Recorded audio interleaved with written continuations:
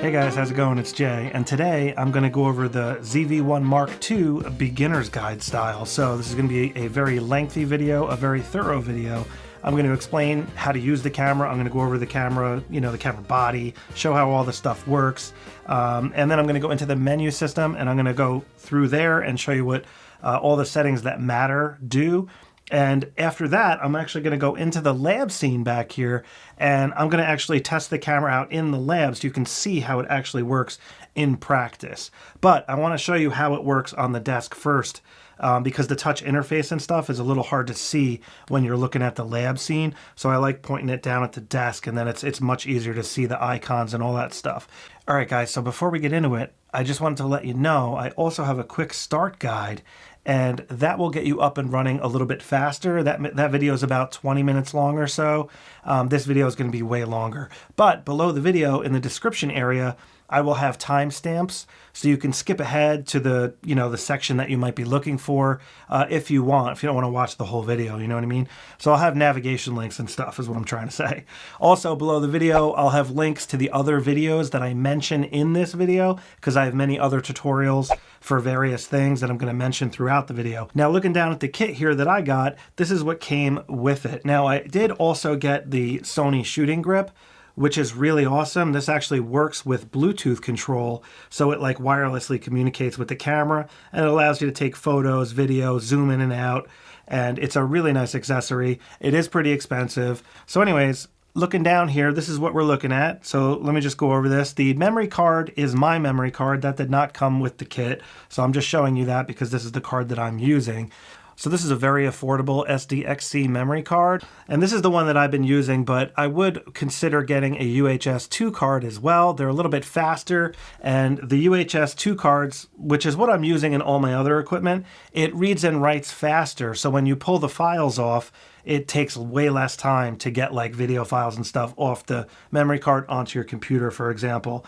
But just so you know, if you're on a budget and you just got this thing, you're just taking photos and videos, you're not too concerned about how long it takes to transfer files and stuff, you can get a much more affordable card like this one, which is why I'm pointing that out. All right, so then what we got here is the battery. So this is the Sony battery. Now I would recommend getting at least one extra one of these because the battery life isn't the greatest on this camera.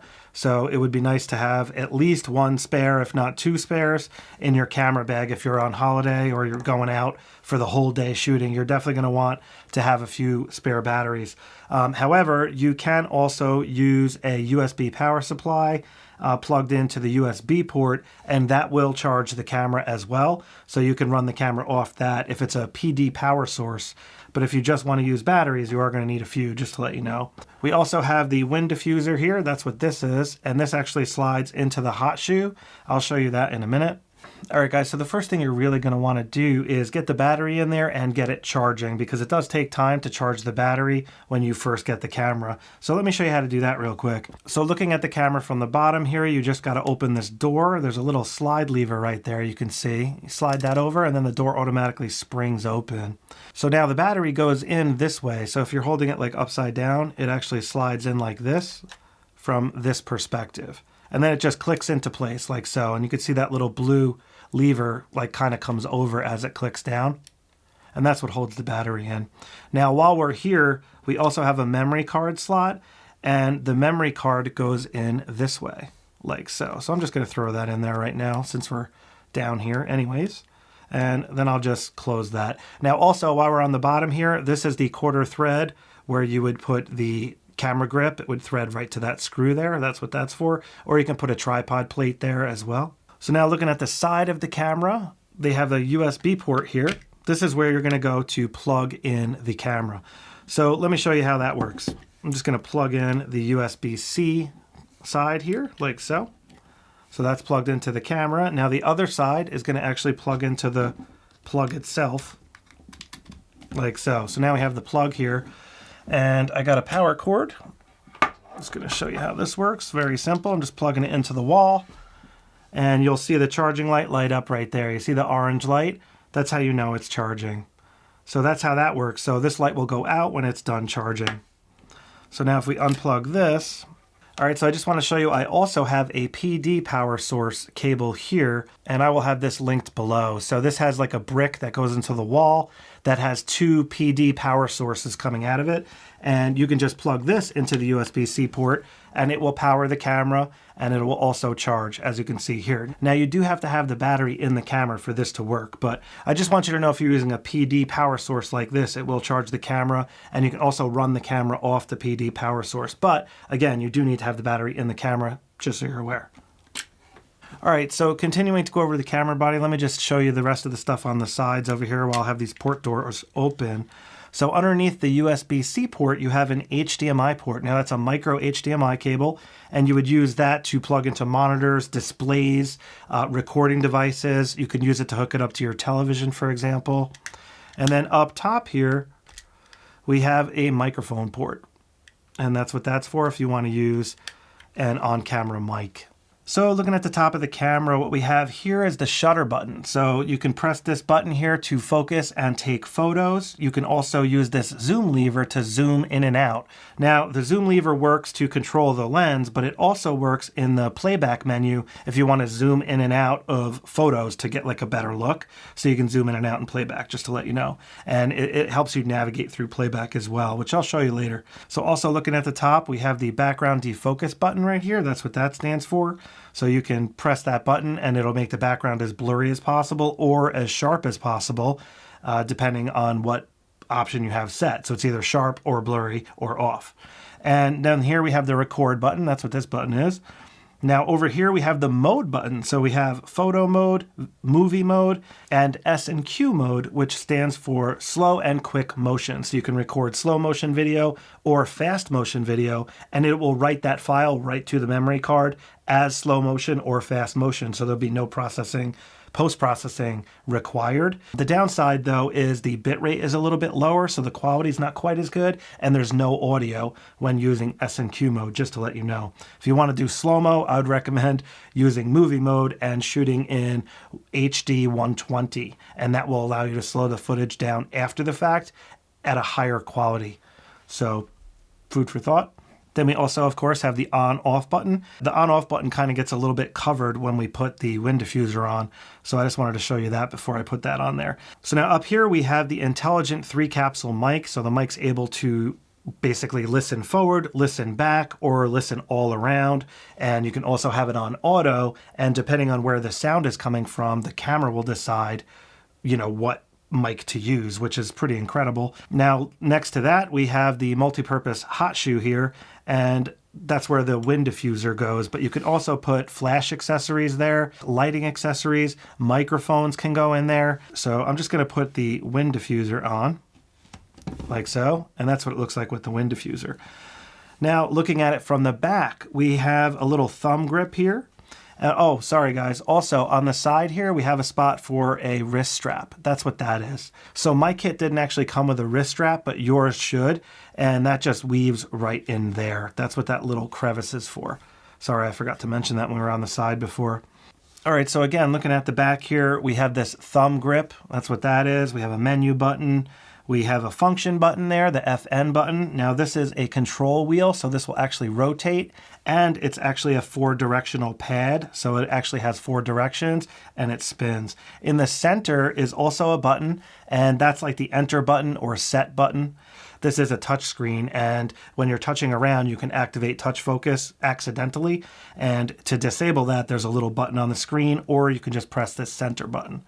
Then we have the playback button. Then we have the garbage can, which also works as the product showcase button. And product showcase, I'll show you that in a minute, but that allows the camera to focus on products when you hold them up in front of the camera. That's what those buttons do. Now the LCD screen, you can swivel out like so, and now it's pretty much in selfie mode. So we have the screen in selfie mode, but you can also rotate the screen. So if you want to have the camera really low to the ground, you can rotate it like this, or you can rotate it like this if you have the camera like over your head.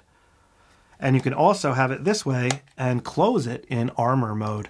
So now you can see I have this protective, case on the back of the screen. So if you're putting this in your pocket, I highly recommend putting it this way, not with the screen out so you don't scratch the screen. So that's a really good way to go if you're stowing your camera away. Highly recommend leaving it like that. And when you open the screen, it will automatically, by default, turn the camera on. All right, so I just want to quickly thank the sponsor of this video, and that is you guys. You guys are the sponsor of this video. I don't have any paid sponsors, and you guys are the ones that, watch the videos. Click on the links below in the description area, the affiliate links, which really helps me out, and give me thumbs up and stuff. So I really appreciate you guys. Thank you for sponsoring this video. So I'm going to select English. So this is just a warning message for biometric data. So what this means is the camera is actually capable of registering faces. So you can take a picture of like your kid, for example, and then register that face. And then if your kid is in a group of children, it will prioritize your kid's face. So that's just a feature that the camera has, but it's considered like biometric data because it's storing the face in the camera. That's what this message means, just so you know. I'm just going to hit the set button here in the center of the dial to, move along. It's now asking you if you want to connect to a smartphone. Now, I have a dedicated video on how to use the new Sony Creators app, and it pretty much works the same for all the new Sony cameras. So I'll have that linked below in the description area, and that will walk you through this whole process because it is like a handshake back and forth, and then the app itself has a lot of power, and I go over all that in that video. So I'm going to skip this for now, but that's what this is. So I'm just going to click Do Not Connect. And then it just is telling you that your smartphone can be connected at a later time. So that's fine. So again, you can either hit the OK button or you can press the center button. So this time I'm going to hit the OK button. So you can do it either way. Now set area, date, and time. So now this time I'm going to hit this button, which is cool. So you don't have to touch the screen all the time if you don't want to. So I'm going to go in here and set the time. And I'm just going to select this option here. Now today we're looking at May. I think it's May 21st. And it's 11:54. So at this point, I'm just going to hit OK. All right, so now it's prompting you if you want to turn the auto power off temperature to high. And yes, you do. So set that now. The temperature of the device may rise. That's okay. So that the camera might get a little warm. It's just warning you about that. Click OK. All right, so now it's giving you like an indication of how this new touch interface works. So it's similar to a smartphone. You know how you have to like swipe from the top sometimes, or swipe from the side to like bring other menus in? That's what it's basically telling you here. And now I'm just going to click OK. All right, so now the camera just turned on. All right, so now again, check out the swiping. See how I just swipe those menus away? And then you can swipe them right back. And you can also swipe up to bring up the function menu like so, and swipe back down. So that's how that works. So if you want like less stuff on your screen, you can swipe away and it'll go away. You can also hit the display button to change the way the screen looks. You can see here I just brought up the histogram, and now that's the auto leveler. And now we're back to this screen. So I'm just going to swipe over to bring that stuff back. All right, so here is what we're looking at. By default, the camera starts up in video mode. So on the top left, that is what mode we're in, and it's currently in intelligent auto video mode. Now, I'm just going to go over these icons really quick. All right, so on the very top left, we have the audio meter. Next to that, we have the microphone indicator telling you what mode the microphone is in. Next to that is the autofocus mode, so it's set to continuous autofocus mode, which makes sense, we're in video. Right now it says standby because we're not recording. The camera is currently set to HD at 60p. This right here is the memory card length, so that's how many hours we'll be able to record video with this particular video setting option. So the time you can record changes depending on what video mode you're in. To the right of that is the battery, of course. Now, going down this side, we have a record button, so you can press that to hit record, or of course, you can hit the button on the top of the camera. Now we have a product showcase button right there. Now we also have a product showcase button right here, the garbage can. Then next below that, we have the beauty button, which is basically skin smoothing. And it really does a pretty good job smoothing the skin out. And that's on by default. So if your skin is looking weird, that's because that's on. So you can turn that off, or you can change the value of it. Now there's a zoom option there, which will step you through various zooms. Then we have a playback option. So if you want to go into the playback menu, you can hit that button. Now over here on the left side, we have a self timer for video. Below that, we have the audio options, and then below that we have CineVlog. So CineVlog is this new turnkey feature that will allow the camera to record in it's like a cinescope cropped mode, and it just looks very cinematic. And then down below that we have creative effects, and that will just give you even more power, so you can dial in the camera even more. And on the bottom here we have shutter speed, aperture, exposure comp. This is the ISO, so that's the sensor sensitivity. And then we have white balance down here, and it's set to auto right now. So if we swipe up, this is the function menu. And the function menu changes depending on what mode you're in, similar to those other menus you saw on the side. I'll show you in a minute when I switch it to photography mode. Microphone options, that's what that is. So you can see the audio record level, so you can change the level if it's too loud, for example. I'm just going to click OK. Then we have active stabilization and off, so you can turn your stabilization on and off there. Click OK. Now here we have subject detect, so you can do human or animals. That's how that works. I'm just going to click cancel so it goes back. Now here we have autofocus, so you can switch it from autofocus continuous, or you could use manual focus if you want. And then again, here is the skin smoothing, and notice how there are options. So you have low, medium, and high for skin smoothing, and you can easily change that by using those little arrows, for example. Now, notice how these options over on the left are grayed out. That's because we're in intelligent auto mode. You don't have access to all the power when you're in intelligent auto mode. And when I say all the power, picture profile, for example, is if you want to shoot in S-Log.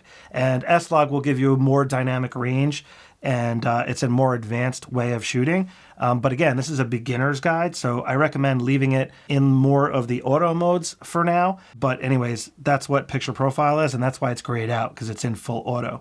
Same thing with white balance. I can't change the white balance because it's in full auto mode, so I can't change that. But let me show you how the mic works. If you go into the microphone here, notice how it has these different modes. Now you can use the directional pad here to go down if you don't want to touch the screen, or you can touch the screen. So if you go down one, that is setting the microphone for the front. So if you're in selfie mode, that's how you would set it. This is all directions, and then this would be rear. So if you're behind the camera talking, you would want it set to rear if you want to hard set it. Or you could just leave it on intelligent auto mode, which works pretty good. I did notice in the car, intelligent auto had a hard time a little bit, and I think that's just because of all the windows and stuff. So I don't know, food for thought, but you could always hard set it. So I'm just going to click cancel to go back. Now this camera also has an ND filter. So if we go in there, you can turn the ND filter on and off. And the ND filter will help you slow down the shutter speed in really bright conditions if you need to do that. It's great for video to help get your camera at the proper shutter speed. It's also good for photography if you're trying to get a little motion blur when it comes to moving water or something like that. Click cancel.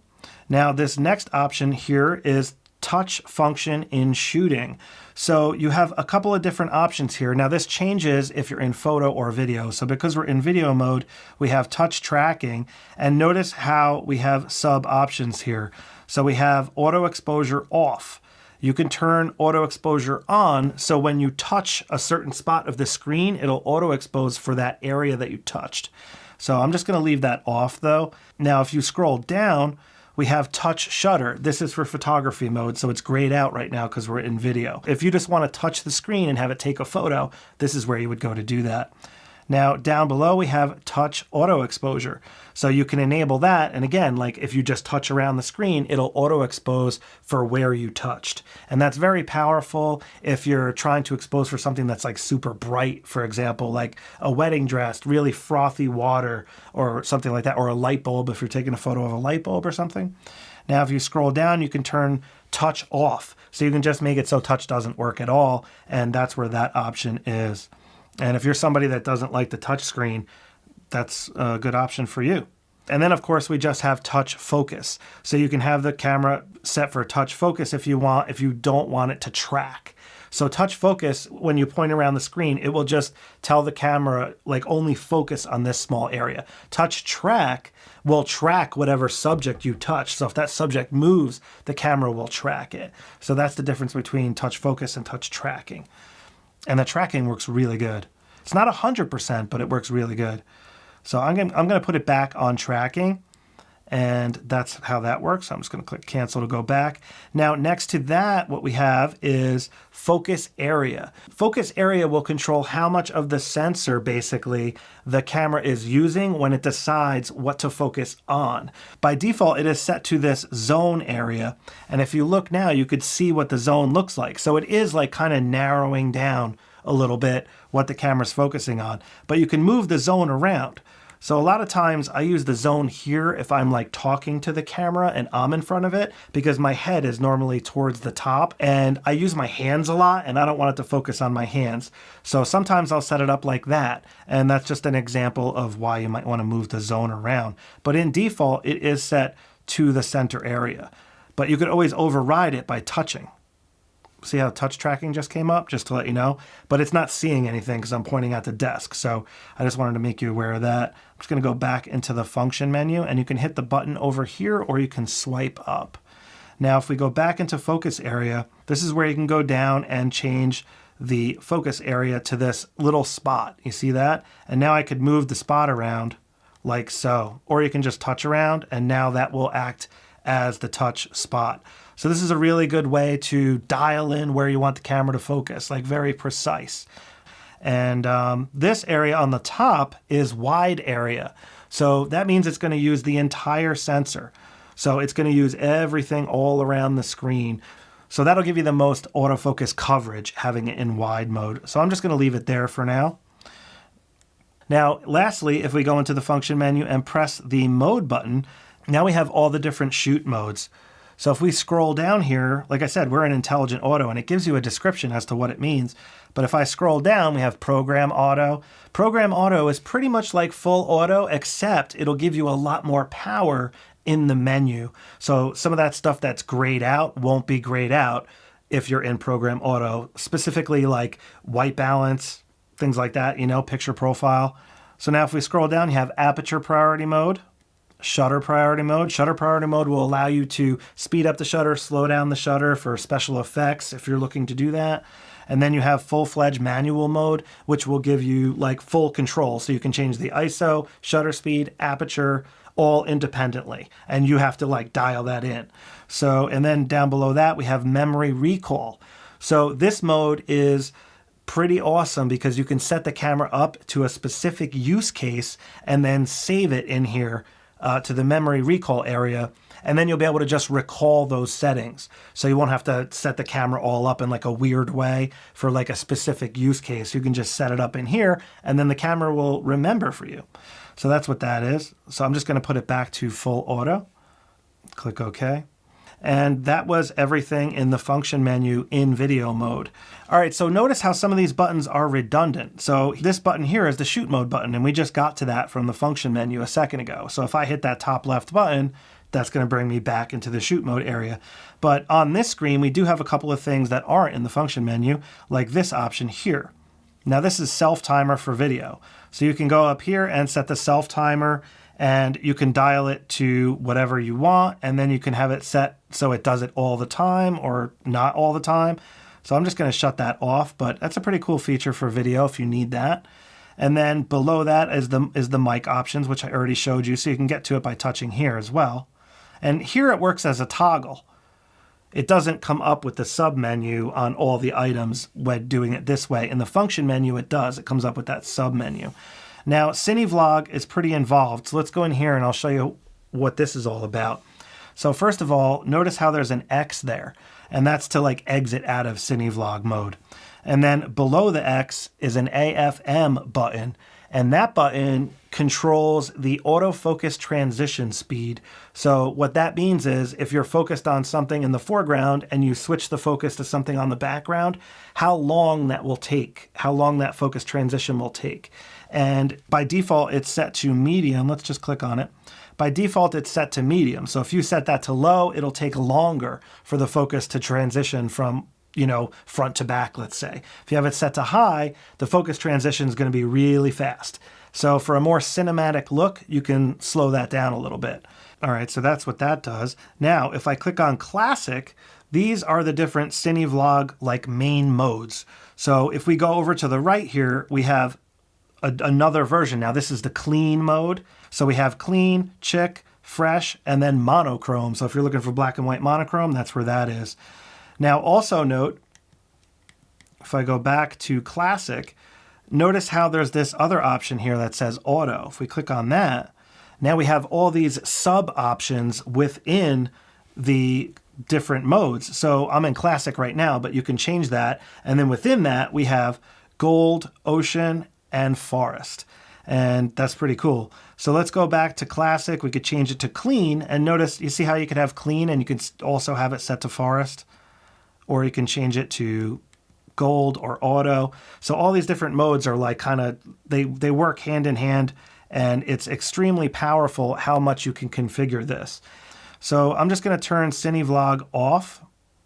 All right, so this next option here is called Creative Look on the bottom left there. So if you look here, you have a brightness, and then you have like a little temperature gauge there. So if you select brightness, that will allow you to control the exposure. So you can make it look darker or brighter depending on what you're doing. And that's in full auto mode. So this is giving you the power to control the exposure without having to know how to use manual mode, for example. So you can, this is just an easier way to do it. And now the temperature gauge will allow you to change the camera. It'll shift it from cold to warm. So if your skin tones are looking a little cold, remember the camera is set to auto white balance. So if you're looking at the screen and you don't look like what you want, you can go in here and dial it in. You can make yourself look a little warmer or a little cooler depending. And then you have another option here to the right. This is the creative look that are presets. So if we go over to the right here, we have all these different creative looks. So this is standard mode. This is portrait mode. This is neutral mode. This is vivid mode. This is vivid 2 mode. And there's a bunch of other modes in here that you can play with. But by default, it is set to auto. All right, so I'm just going to press auto here to exit out of there. And I'm actually going to turn the creative modes off. So I'm just going to click OK. It's just a little warning letting me know that I'm turning it off. That's what that warning message was. All right, guys, so while we're still in video mode, let me just show you how to set up the video frame rates and stuff. So if we go into the menu, you could see now in this menu, we have 2 different options. So if we scroll over all the way to the left, so on the left-hand side, we have all these main categories. So this is the My Menu area. Now you can go in here to the My Menu area and you can add items. So you can add like whatever item you want, like formatting the memory card, for example, or something like that. And you can have like pages of this stuff. So the My Menu area is great for loading up with all the settings that you use most. So this way you don't have to dig through this insanely deep menu. Because if you look over here on the left, this menu is really deep. I'm going to show you the main in a second. But if you scroll down, just look how many pages there are. You have all these different, this is the shooting area, and there's like pages and then more pages. So there's just lots of options in here. So that's why the My Menu area is so nice, because keeping track of remembering where all this stuff is hard. Now, the main area is kind of new to the camera, and I really like this. So when in video mode, you have main 1 and main 2. When in photo mode, there's just one main page. But if you keep scrolling over to the right, it'll bring you over to this big screen where you have like all the key settings. So you can just like touch on this stuff and change it depending on what mode you're in. Now, of course, because I'm in full auto mode, a lot of this stuff is grayed out. But if I was in manual mode, I'd be able to just touch on every one of these items and change it. But what I want to show you before we switch to photography mode is the formats. So right now, the camera by default, this is how it's set. So it's set to HD, not 4K, and then it's set to 50 megabits, 420, 8-bit, which is the bit rate. So that's like the quality of the compression. So if you select up here, this is your frame rates. So this is where you would go to select your frame rates. Now 120 will give you like slow motion. 24p is what I normally record in if I'm like filming in front of the camera, but I usually use 4K when I'm filming. That's where the camera is set at default, just so you know. So let's switch it to 4K here. And then we can select the frame rate. We have either 30 or 24. I'm going to select 24 because that's what I like to use. And now I'm going to go down here to the bitrate option. and I like to have it set to 100 megabits. So now this is a larger file, 100 megabits, so I'm not going to be able to record as long using the 100 megabit format, but it is better quality. So I recommend using the better quality. And the same thing goes for HD. If you're in HD mode, you have 2 different bit rates as well, and it just depends on what frame rate you're using as to what the record setting options will be. All right, just so you're aware. So I'm just going to put it back to 4K, and it defaulted to 24p and 100 megabits. It did remember what I wanted. So we're pretty good to go there. So that's how I would recommend setting the camera up for recording. All right, let's switch it to photography mode. I'm just going to toggle, and it's in SNQ mode now. I'm just going to switch to photography mode. Okay. All right, guys, so now we are in photography mode, and you can see how the options on the left and the right changed. So we have the mode button here, so that's the shoot mode for photography. Now, if you notice over on the right, we have another button there. That acts as a shutter button, so that's the same as hitting the shutter button up top to take a photo. Below that is the record button. Now, you can record video in photo mode. So that's pretty cool. You can't take photos in video mode, but you can record video in photo mode. And then you have face smoothing. That's also still there. Now, and you have the zoom, the step zoom option, and a quick access to playback, just like we saw before. Now you also have the creative looks option on the bottom, and there's a few other things up here we need to talk about. So first, let's go over the shoot mode area. So in shoot mode, again, if you're a full-fledged beginner, I would recommend keeping it on intelligent auto for now until you get the hang of it, and then you can expand off that to program auto, and then you can start playing with some more settings. And then when you really get comfortable, you could move up to aperture, shutter speed, and then eventually manual mode. And I'll show you how that stuff works in the lab, so don't worry. You could skip ahead if you guys want to watch that right now. And then you have a memory recall mode, which I showed you before for video. So you can set that up how you want for photography and then recall those settings as needed. Now below that is something that I want to show you because this is really cool. This is the shoot mode area where you can have the camera like pre-configured for different scenarios. So Sony calls this scene mode on a lot of the other cameras, but on this camera, it's just set up a little bit different. But if you scroll through here, you can see how there's like a left and a right arrow. If you scroll through here, you have all different options. You can actually see them on the bottom, but they're kind of hard to see.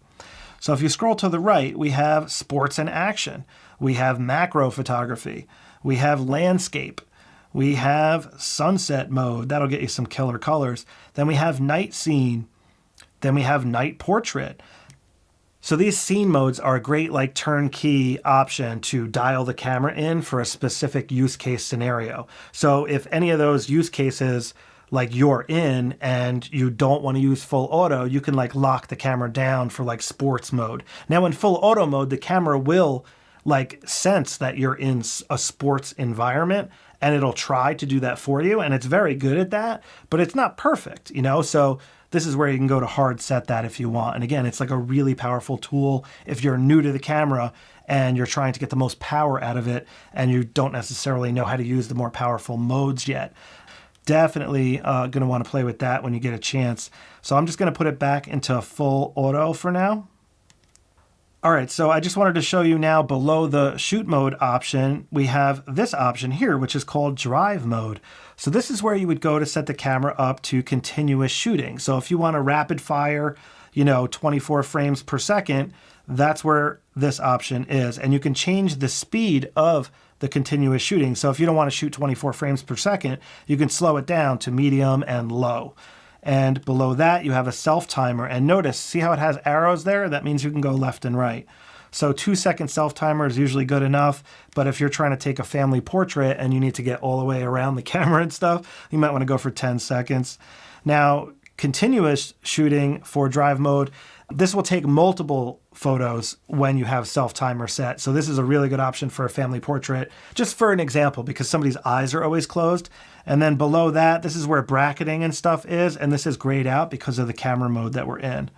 So I'm just going to click cancel. I'll show you bracketing when we switch camera modes, but I just want to show you this option here. This is the focus area, and I already showed you this in video mode, and it's very similar in photography mode, just to let you know. However, there is a tracking zone option as well in photography mode. Oh, and then of course down here you have the same options for creative looks. So I'm just going to turn that off.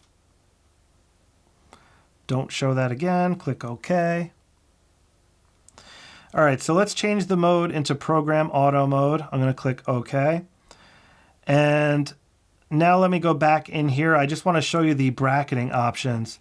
So bracketing is cool. Bracketing is for HDR photography and stuff like that. And what I like to do is I like to use for bracketing is a 2-stop EV and 3 photos. So I like to have it set like this for bracketing. And then the camera will take 3 different shots. It'll take a -2 exposure, a 0 exposure, which is just a normal shot, and then a +2 exposure. And then you can combine those 3 images when you have a really high dynamic range scene. And you might have heard of HDR photography. So this is how you would go about setting the camera up for that. And it'll just fire off those 3 shots, and then it'll capture all the highlight detail if the highlights are really bright. And then the +2 exposure, for example, will capture all the shadow detail. So that's where you would go to set that up. And there's a couple other bracket settings here. You have single bracketing, so this will just take 1 shot at a time as opposed to rattling off all the shots at once. And then you have white balance bracketing if you want to bracket the white balance. And then you have dynamic range optimizer. You can also bracket that. And all that stuff is in the drive mode area. So I'm just going to go back to the menu. And now white balance is available because we're in program auto. So you can see it says auto white balance right there. You can also swipe up and white balance is right there on the function menu as well. So I can navigate down and just click that. So what white balance does is it decides what white is. So this will shift your image either cool or warm depending on what the scene is. You might have heard of color temperature. So some lights are warmer than others, like fluorescent lights look cold. And white balance is what sets the camera up so this way skin tones look correct under like various lighting conditions.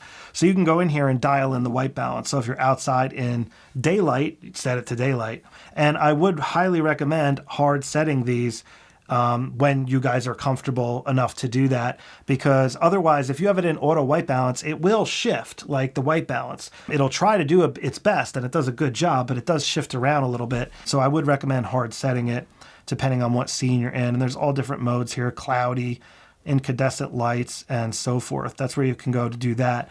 Now in here is where your color temperature is. So if you have a particular studio light that you're using and it's at a specific temperature, you can just dial it into the actual temperature right here. Down here is where you would go to set your custom white balance. And it's really easy to do on a camera like this. I have a tutorial on how to do custom white balance, but it's really not that hard. You just have to press the set button and then you just have to point that box at something like white or gray and then hit capture, and it'll analyze that scene and it'll set the camera up to the proper color temperature based on that. And then you can have the camera set to that custom white balance, and that's the most accurate colors you can possibly get. I use custom white balance in all professional environments, so my studio cameras are all custom white balanced, for example. So this is more advanced stuff, but I'm just giving you as much information as I can. So that's where you would go to do that, and you could change the position of this box as well, which is very convenient. So that's how you go about doing that. And you have multiple custom white balances there, as you can see. So you can have one set up for outside, one set up for inside your kitchen if you're doing cooking or something, and just go right to it when you're in that environment. So you don't have to custom white balance it every time. So that's a way to save some work there. I'm just going to click cancel, and let's go back to auto. All right, so that's what white balance is. Now on the bottom left here, we have another option. Let's select that. And this is called creative looks. So this is the same thing that we saw in the function menu. If we go to the function menu, we have creative look right here as well. That's where you can go to do that. And remember, in video mode, it looked like that magic wand in video mode, but in photography mode, it looks like this. It's just calling it creative look. So I'm just letting you know it's like the same thing, but it's a little bit different when it comes to video and photo. All right, guys, so now I want to go into the menu for photography mode. So I'm just going to hit the menu button here. And you remember how I told you the main page, there was only one for photography? This is what the main looks like for photography mode.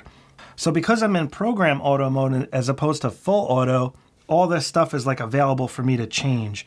So let me go through these settings quick and I'll show you like the power. And also notice I have this power cord plugged in and the camera is now being charged or powered while I'm using it here, which is so convenient.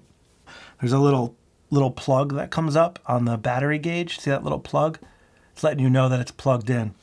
But anyways, let's go over some of these settings in here. So what we have here on the top is exposure compensation.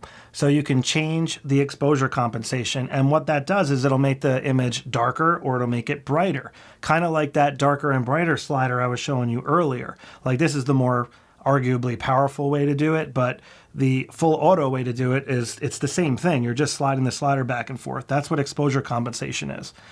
Now up here we have ISO, and ISO is the sensitivity of the camera sensor. The higher the number, the noisier the images are going to be. That's really what you need to remember when it comes to ISO. So sometimes you need to have it high, like depending on what you're doing, but ideally you want it as low as possible would be my recommendation. Now on the left hand side you have different ISO values, but notice how there's two different options here. What this stands for is the lowest and the highest when in auto ISO. So when you're using auto ISO, the camera will pick the ISO for you. And there's a couple different criteria that the camera uses to figure out what ISO is required. One of them is shutter speed, and the other one is like the exposure value. So if you have the image looking super bright or super dark, you know, for example. So let's go over here. Now notice we have ISO auto minimum. So the lowest the ISO will go is 125, and I can't make it any lower than that, but I could raise it up if I wanted to. So if I wanted to lock down the lowest ISO to 400, for example, I could do that. I don't want to do that though. So the high ISO though, I do want to raise up because the ISO goes significantly higher. So it goes up to 12,800. So I'm just going to set it to the maximum because you'd rather get the shot than not get the shot, and I just usually have it towards maximum. Now because this is a smaller sensor camera, that's as high as it goes in this mode. So I'm just going to set it there, and you can either hit the OK button or you can hit the OK button here. Now I'm just going to hit OK, and I'm going to go back in there. So that's auto ISO. So now you can also hard set it. So this is where the other numbers are. So if you need a lower ISO than 125, you can hard set that here, but it won't let you do that in auto. That's why it has the lines. You see those little lines that are under it? That tells you that it's an expansion mode. So that's pretty much it. If you want to hard set your ISO, that's where the options are for that. So I'm just going to hit OK, and I'm going to leave it in auto ISO. That works pretty good most of the time. Now up here, if you click this option, this is a quick format, so you got to be careful with that button. I'm just going to hit cancel, and that'll quickly format the memory card for you, which I do recommend doing, by the way. Like after you transfer all the photos and videos off your camera, you know, and you have them backed up, you know, like everything's good to go, they're to the cloud or whatever, you can go in here and format the memory card, and this way you're starting fresh next time you go out. Now next to that, where it says JPEG, that is the file format. Now you can shoot in JPEG, RAW plus JPEG, or just RAW quality.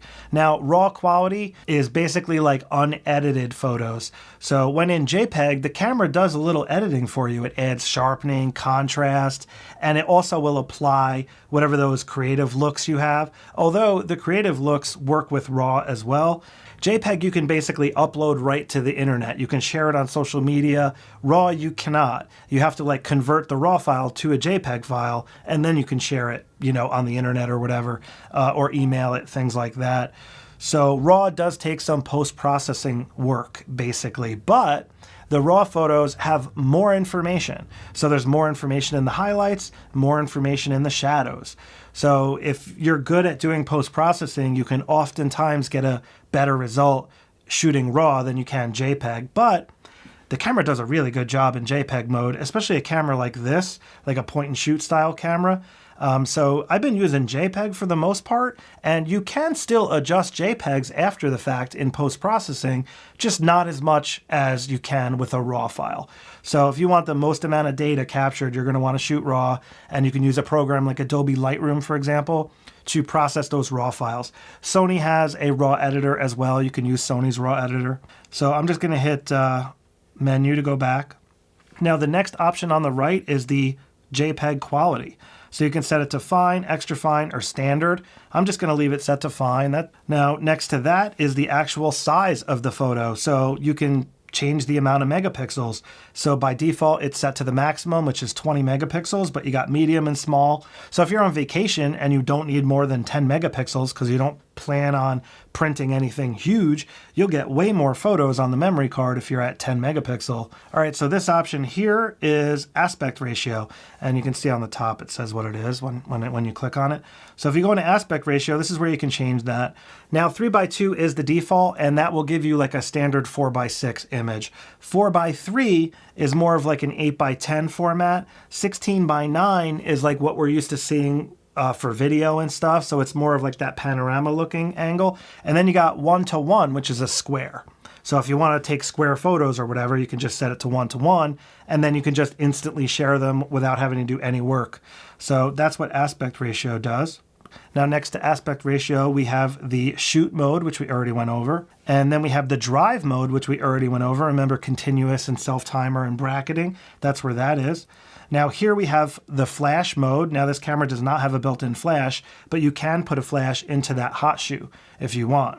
This is exposure compensation for the flash. So you can see how it has that little lightning bolt. So you can adjust the power basically of the flash with this feature, which makes it much easier to use. And then you have white balance, which we already went over. Now this AFA option here is the autofocus mode.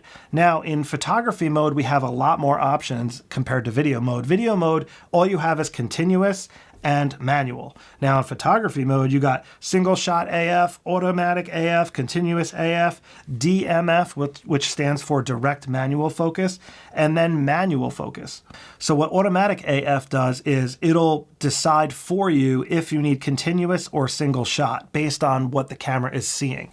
So automatic AF is a good way to go if you're not sure which mode to use. But if you're shooting moving subjects, you're going to want it in continuous. If you're shooting still subjects, you're going to want it in single shot. So for example, if you're shooting a landscape photo, I would have it in single shot mode. If I was shooting my kids, outside playing or whatever, I would definitely have it in continuous autofocus mode. Direct manual focus, what that does is it's kind of like autofocus and manual focus combined.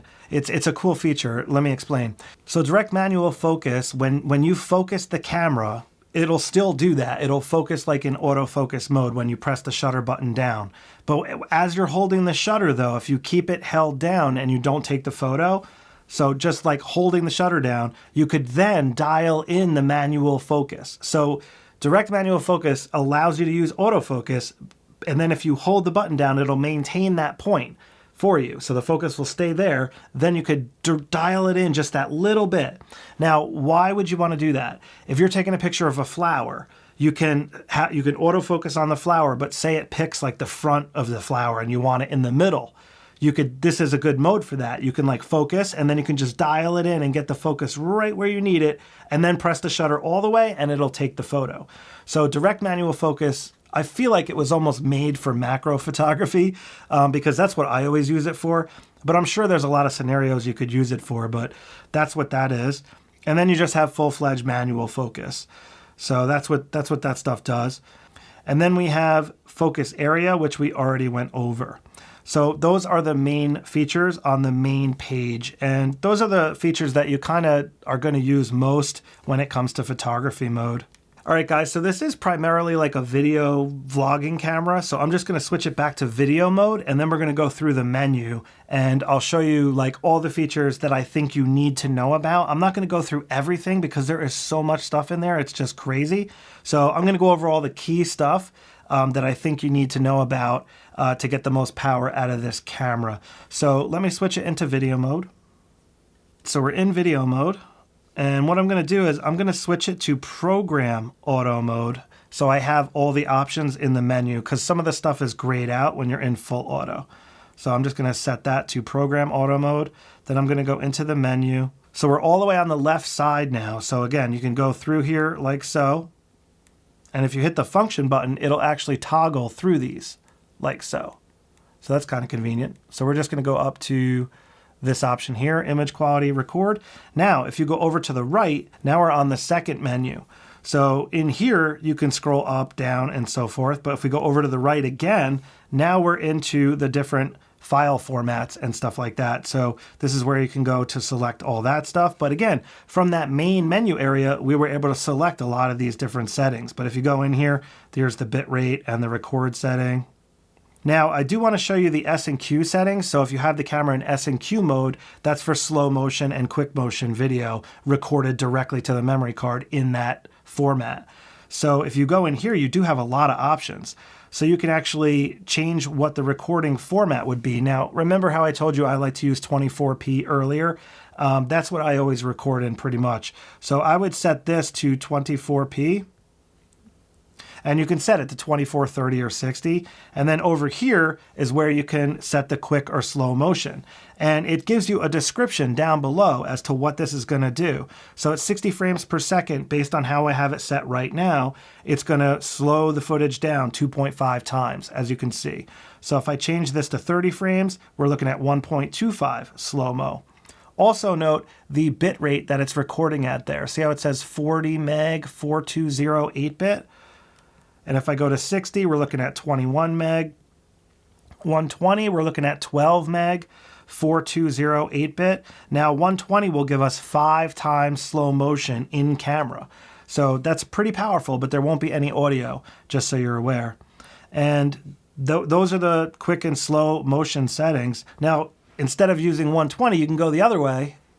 Now you can continue to go up here. Now we got 1 frame per second. So now you could see it's saying 24 times quick motion. So this is how you would make a quick motion video. And you can change that by changing the frames. So they have a bunch of different preset frames here. So you can see where it switches from quick to slow right there. And it makes sense because I'm recording at 24 frames per second. So below 24 frames per second is going to be quick. Above 24 is going to be slow. And that's just the basics of how that works. And then proxy settings. Now, proxy settings is if you're recording in like 4K and you want to record in a lower resolution format as well for editing purposes, you can actually record proxy media. So it's simultaneously recording basically at 2 different formats. So because that does take extra processing power, when you have proxy media on, it will lock down some of the other features on the camera, just so you're aware. I've never actually used proxy settings, but it's an interesting feature and it can speed up your workflow depending on what you're doing. If we go back, we can scroll down into media. So now in media here, this is where we have the options to format the memory card, and I don't want to do that, so I'm just going to hit menu to go back. And then we have recover image database. So you can go in here and you can check the image database file. If you're like missing photos or something, this might be able to fix it for you. And then display media info. This will just tell you how much space you have on the memory card, like how long you can record for example. So in this mode, I can only record for 2 hours and 39 minutes. So click OK. Now you could either go down or you could go back, So notice when I go down, you see how it went to the 3? Watch, if I go up, it goes to the 2. So I just went down another page in the menu without going back out and back in, if that makes sense. Like I could have went out here and went up and down, but instead I can just keep going down and it will scroll through all the pages eventually. So here you can write the serial number of the camera to the image files if you want. And then you have file settings. If you go in here, this is where you can go and set the file settings. So you can change it to series, which is what I recommend having it set to. So every time you take a photo, it'll just go up a number. Even when you turn the camera off and back on, it'll remember. So you won't have duplicate file names in your like Lightroom database, for example. Now you can set the series counter. You could reset it right there if you want to. So that's what I was just talking about, how it'll continue to just go up in numbers. That's where you can reset that. Now you have file name format. It's set to standard. You can change that to title if you want. And then if you go down, in here is where you set the title. So this is where you can go and you can set it up for whatever you want. So I'm going to go in here. I'm going to hit that to type on it. And then I am going to do backspace, capital, Z, V. going to click to numbers, 1, ZV-1, M2. So I'm going to set ZV-1 M2, and then I'm going to put an underscore there. So ZV-1 M2 underscore, and then I'm going to click OK. Click OK again. So now you can see what the file name is going to look like. It's going to look like that, ZV-1 Mark II with a series of numbers after it, and those numbers will count up as you take more photos and stuff like that. So that's what that does. It's going to hit menu to go back, and then I'm going to hit down. And here we go. This is where the shoot modes are. So this is shoot mode for video. And then we have camera set memory. Now this is where you would go to set the memory recall settings. Remember how I was telling you earlier how you can set the camera up for whatever use case scenario you're using? Here's where you can go and save it. And there's a bunch of different options. You can see how many there are. So you can save a bunch of different presets there. It's very, very powerful. And these are all the settings that it will remember. Now, if you go down one more, you have silent mode. So in silent mode, that'll just make the camera silent. So when you focus, it won't beep and it'll make the shutter sound so it doesn't make any noise. So that's what silent mode is good. It's great for if you're at a wedding, in a church, or you just need to be quiet. Now, if we scroll down, we have audio recording. You could turn that on and off. This is your auto recording level. So you can change that up or down depending on how far you are from the camera, for example. Wind noise reduction, you can turn that on or off here. Microphone, this is just the microphone options, which we already went over. This is just where it is in the menu. Mic direct select setting, so you can go in here and you can eliminate or add some options here. So for example, if you're only recording in the front of the camera, you could undo all those checkboxes. And then when you go to select the mic setting, it'll only allow you to pick front because the other ones will be turned off. So this is allowing you to basically customize the camera for your particular use case scenario. So if you don't want to have to cycle through all these things when you hit that button, this is where you can go to turn that stuff on and off. And there's quite a few features in the camera that work this way. I'll click OK. It's going to go down here. Now, time code, this is pretty advanced stuff. If you have to sync up with other cameras, you're doing a multi-camera shoot and you're using time coding, this is where you can go to set that up. I'm not going to go over that in this video. It's pretty advanced. I've actually never used it myself. Now, steady shot, this is the stabilization that you can turn on and off. I showed you where that was already in the function menu as well, but this is where it is in the main menu. And we're still up on shooting. You can see here in the main menu area. Now we got zoom range. If we go in here, this is where we have the camera set to clear image zoom or optical zoom only.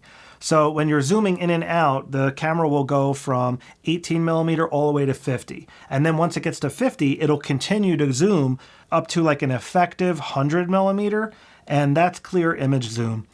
Digital zoom will give you even more than that. So I would not use digital zoom. It doesn't work very good. Clear image zoom works really good though. So I would recommend leaving it set like how I have it right here. That's what that is. Now zoom speed, you can change that, and that's where you change it. It's either normal or fast. Step zoom magnify, this is where you can go and you can change the step zoom. Remember how I told you a lot of features have these check options? This is another one.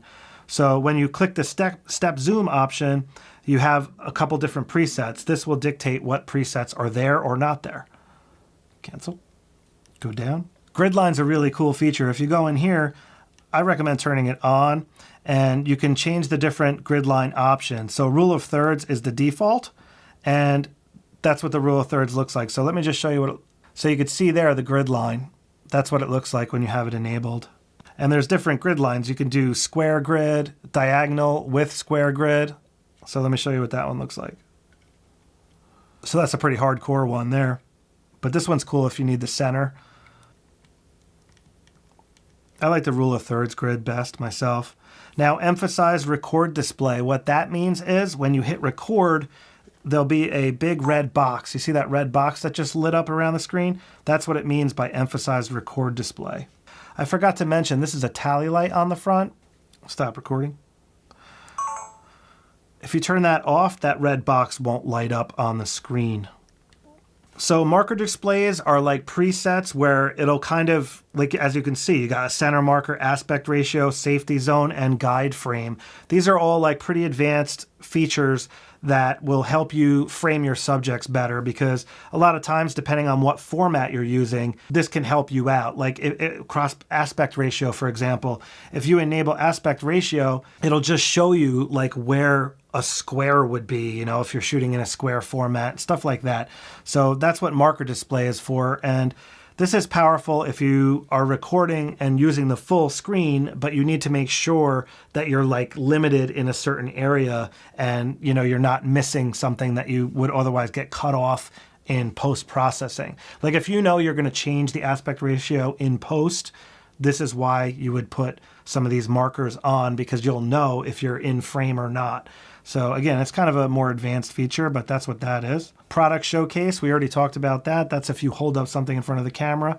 Cinematic vlog, turning on and off. You got self timer for video. We already talked about that. One other thing I wanted to tell you guys is notice how here it has a little garbage can with a question mark. And here's the garbage can over here. If you press that, it'll give you more information as to what that particular feature does. So auto slow shutter sets the function that automatically adjusts the shutter speed following the brightness of the environment. So what this means is if you're recording video, it defaults the frame rates to what it thinks is the best frame rate depending on what format you're recording in. Now, if the lighting gets really low, that frame rate might be too fast and the scene might get really dark and underexposed. This feature will allow the camera to slow the shutter down even more, even though it's not necessarily optimal, but it'll do that to help maintain exposure. So it's a powerful feature, and that's what that does. And then we have ISO here. We have ND filter. We already talked about ISO. Now you can turn the ND filter on and off in here. Now if we continue to scroll down, you could see we have exposure comp, metering mode. Metering mode is what tells the camera how to expose. So what it means is either it uses the entire screen with like the center emphasized a little, or you can have it set to center priority, so it will prioritize the center, or you can set it to spot, for example, and then it'll only expose for that tiny little spot.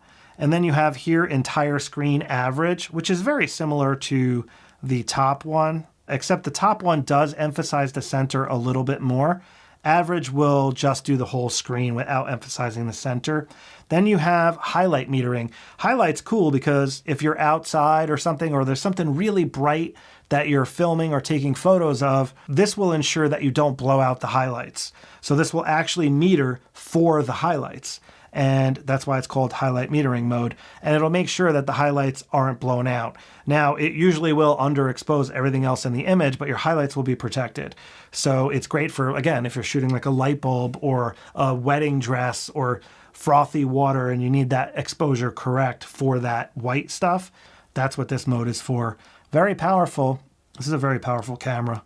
Now, in here, what we have is face priority in multimetering. So the camera will expose for the face, it'll prioritize it. So if I'm walking along and all of a sudden my face goes into like shadow, the camera will automatically up the exposure to try to get my face brighter because it's prioritizing the face. Same thing, if I go out into like I'm walking underneath a bridge and then I come out and it's like super bright, the camera will then lower the exposure to make sure that the face isn't blowing out. And that's what face priority and multimetering means. I recommend leaving that on. Now white balance, we already went over.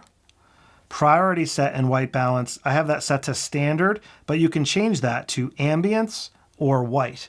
So that's what those mean. Now, if you hit the question mark, it'll tell you prioritizes reproduction of white colors.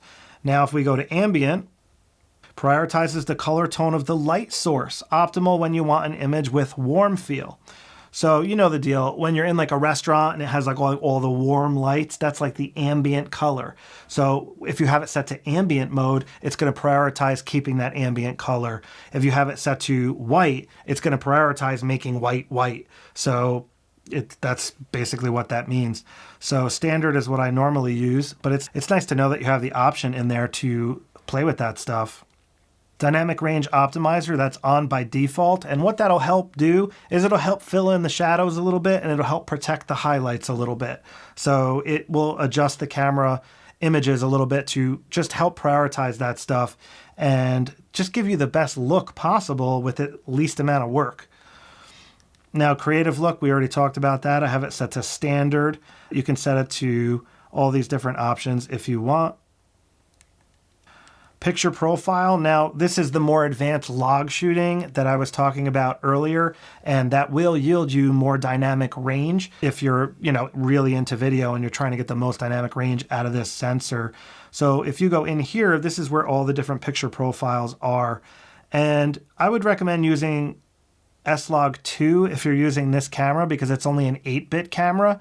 10-bit cameras like the Sony a7 IV, for example, the FX3, the ZV-1, those I would recommend using S-Log3.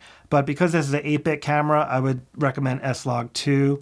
And picture profile 7 is S-Log2, and it's set to S-Gamut, which is what I recommend. But you can go in here and you can change it to S-Gamut Cine as well. So I would recommend probably trying this first if that's what you guys are trying to do. And I do have a dedicated video, guys, on how to expose for S-Log2. So if you want to see that, it's for beginners, and it'll show you how to do that. So I'm just going to go back here, menu, and I'm going to turn picture profile off. I'm not going to use that, but that's where that is if you need it. And then soft skin, we already talked about that. Now, Zebra display. Zebra is a really powerful tool, and it allows you to help set the camera for specific brightness values. And when you have Zebra on, it will put like stripes on the screen that meet the current value that you have set in the Zebra level. So you can go in here and you can change the Zebra level. You could see there's all these different options. Or you can go into custom here. And this is a very powerful feature, and it helps you expose when using S-Log. And it's just it's an excellent tool, but I'm not going to go over it in this video. It's pretty advanced.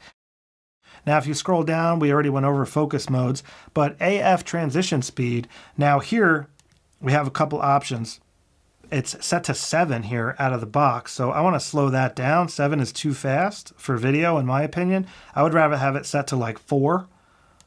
And that'll give you a more realistic, smoother transition so it doesn't look so jumpy. Now, if you're recording in higher frame rates and you plan on slowing it down for slow motion, you might want to speed up the transition speed, because if you're going to slow the footage down, that's also going to slow down the transition speed. And if you're doing slow motion, that could turn your transition speed into like 10 seconds or something. So just food for thought, guys. So I do recommend, though, if you're recording in 24p, which is 4K 24, and you're just doing selfie type stuff, I would recommend having it at like 4. That's just my recommendation. Play with it and see what you think. Now, AF subject sensitivity, if you go in here, it is set to responsive. Again, I'm going to slow that down to 3. And I'm going to leave that there like so. And what that means is it just decides on how quickly the camera will acquire a new thing to focus on. So if like something were to come in front of you or whatever, it's like how quick will the camera switch to that subject. So responsive, it's going to switch immediately. Locked on, it's going to take some time before it switches. So in the middle, 3 is kind of like a good balance. I'm going to continue scrolling down here. All right, so we got focus area limit. Now again, here's another one of those screens with a bunch of the boxes. Now notice how a lot of this stuff is unchecked. So when we went into the focus area options before, we only had a few to pick from. That's because these other ones were unchecked. So we have expandable, flexible spot there, small and medium. Then we have another expandable, flexible spot, which is really good for tracking moving subjects. Then this one here is center. So those are turned off. So you can turn them on just by checking them there. All right, so if I check that one and click OK, and now I hit the menu, function, and I go to focus area. If I scroll down, you see how I have the expandable spot on there now? That wasn't there before. So I just added it in the menu. So that's how you go and do that. As you can see there, I'm just going to hit menu. Focus area color. Now you can change that. It's either white or red. I'm just going to leave it at white for now. All right, so subject recognition in autofocus, that's human or animals. That's what that means. So you can tell it to either don't do that, don't register subjects, but if it sees humans or animals, it will prioritize them over other things in the scene if you have that turned on. So by default, human. So if a human walks in front of the scene, it is going to prioritize that human as opposed to, you know, whatever else is in the scene, like I was saying. So that's where you can go and turn that on and off. Now you have right eye, left eye, subject recognition frame display. So when a subject is in your scene, it'll put like a frame around the subject's face or whatever. That's what this is talking about. And it's nice to see that because then you know it's definitely tracking that subject. So you could turn it off if it's distracting you, but I like it because it tells me that the camera is detecting that subject and tracking it. And register face priority. Remember when I was talking about that biometric data in the beginning? This is what I was talking about. So it'll prioritize registered faces. And again, if you're taking a picture and there's a couple of people and you want it to focus on only one person, this is an incredibly powerful option that you need to check out. So that's what that is. Let me scroll down. Auto magnifier in manual focus. So when in manual focus, it will automatically magnify what you're looking at and it'll make it way easier to dial in the manual focus. You'll see that in a minute when I show you in the lab. And focus magnifier, you can go in here and you can magnify the focus whenever you want. If you want to just magnify it, that's what that does. Focus magnifier time, this you can go in here and you can change that. So 2 seconds is the default, but you can set it to whatever you want. And then initial magnify, right now it's set to 1 times, but you can set that to 4 times. So when you do focus magnify, it'll zoom in way more. That's what this does. Scroll down. Peaking display. Now peaking display is kind of a manual focus tool. And what peaking is it'll basically put a color on the screen and then the color will like light up when it's in focus. So it's an interesting, it basically shows you where the contrast is, and that's also where sharpness is. So if you're using manual focus, again, it'll like light up where the focus is, and it'll just help you dial in the manual focus if you're having a hard time. That's what peaking is for, and it's a really cool, powerful manual focus tool, and you can change the color of it and the power level of it. So you can change the color depending on what you're shooting. So again, if you're shooting flowers, you know, you don't want to, if you're shooting a yellow flower, you don't want it yellow, you know what I mean? You'd want it blue or something. So that's what that's all about. All right, so now we're in the playback menu here. As you can see on the left, the blue one is now lit up. And view mode, it's just telling you what mode you're in when it comes to playback. So date view is like the default, but you can hard set it so you only are looking at photos, only looking at videos, and so forth. I prefer date view so I can see both photos and videos, and this is what date view looks like. And you can zoom in to get closer to stuff by using the zoom toggle. So it's not letting me magnify because that's a video. But if I go to a photo and zoom in, it'll zoom right in there. See how it magnified? And it zoomed out, and then you can zoom out even more and go all the way back to date view. And on the left side is where you can select those other options, which is the same as here, date view. And you just touch over here. So now I'm in photo view, that's video view, back to date view. At the menu. So these are just different tools for when you're in playback view. So you can just enlarge the image if you want. Standard magnify, this is just the initial magnify. And this option here will decide where on the photo it zooms in.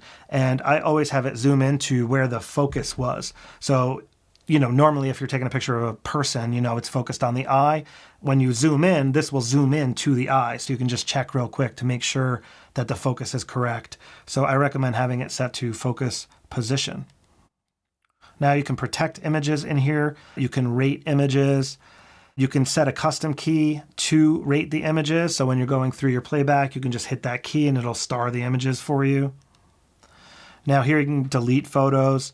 You can enable it so if you double tap the garbage can, it'll delete the photo. That's what that option is. Delete confirm, I leave that on, but you can turn it off if you want. So when you hit delete, it just deletes it. No confirmation needed. You can actually rotate your images photo capture. This will allow you to extract a photo from a video file. So if you're viewing a video file, you can actually go into the playback menu and then extract a photo out of the video file. I have a video on that to show you how to do it if you want to do it, like a dedicated tutorial. So scrolling down.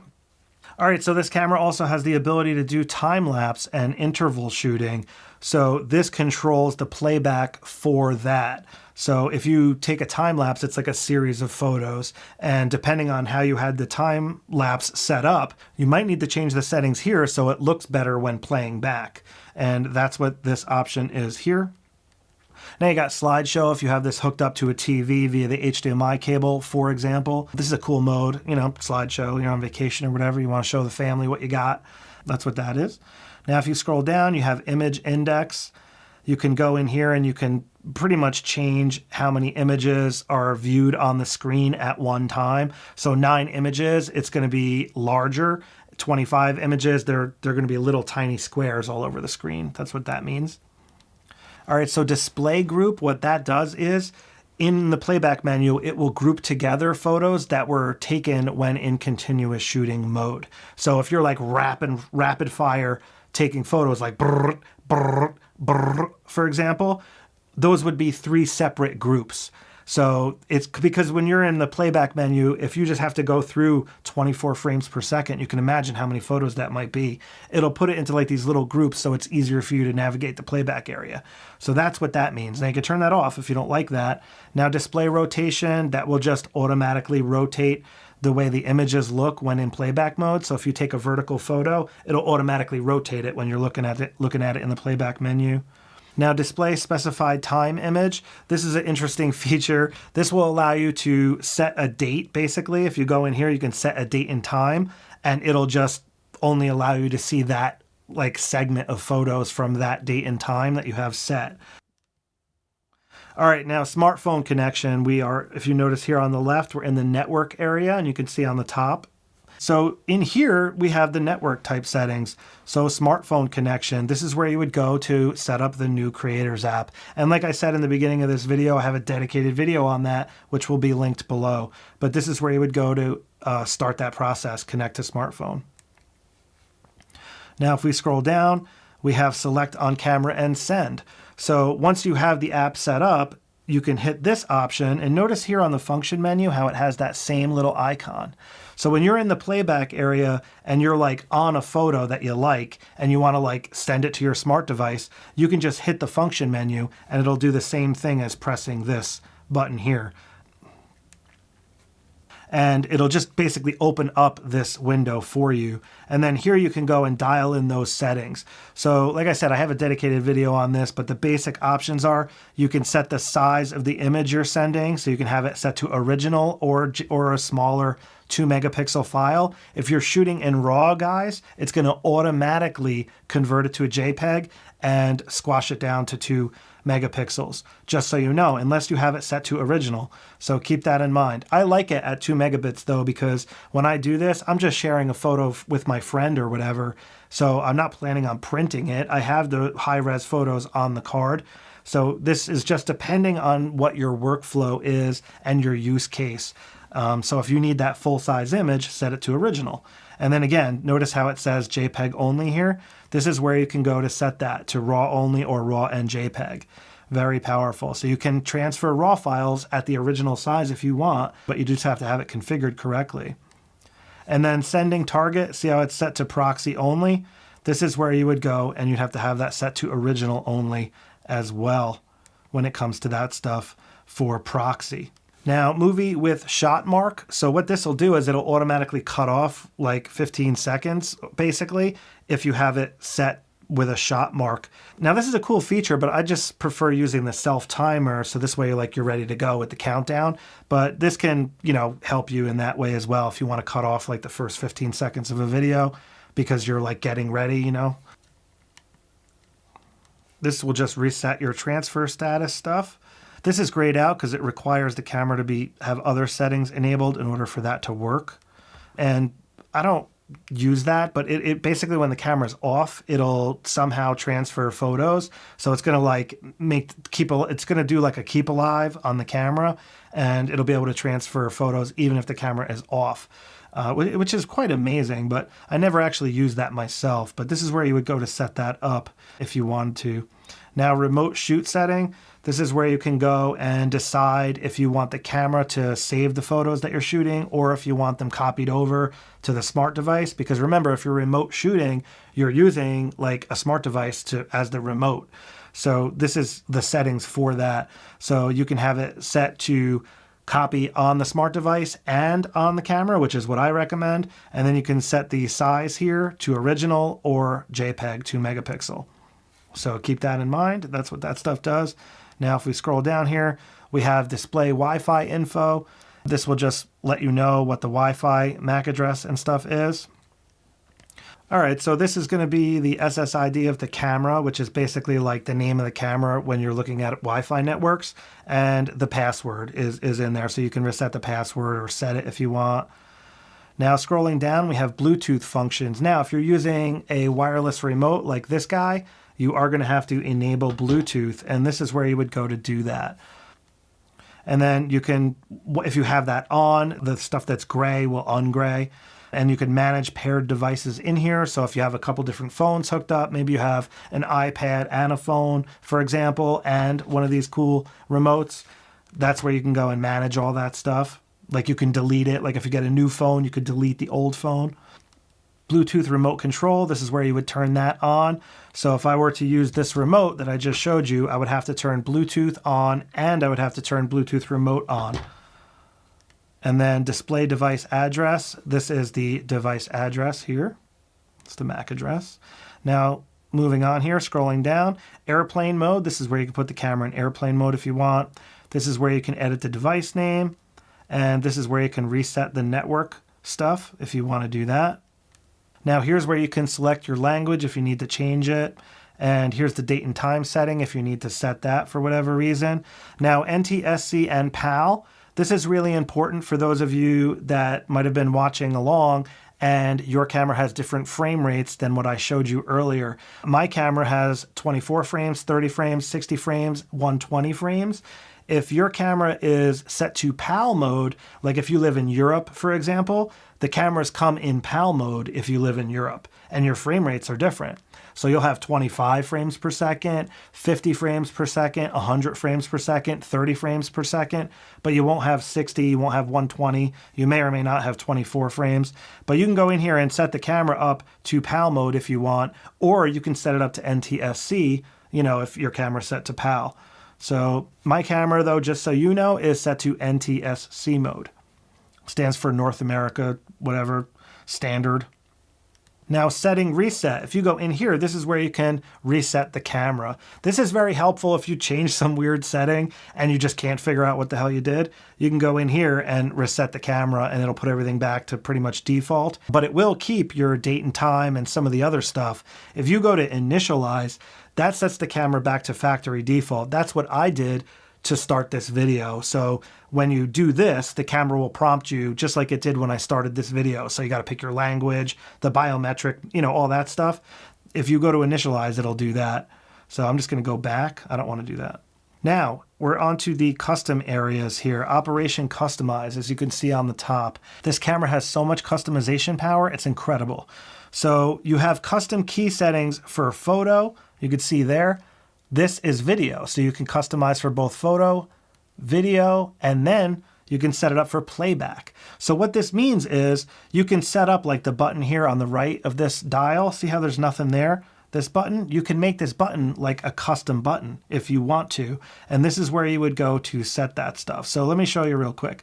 If you go in here, it shows you what you can set as custom. And it's telling you like what they're set for, as you can see. So if we scroll down here, there's the buttons on the top. So movie shooting, and then we have follow custom for video. That's already set to background defocus.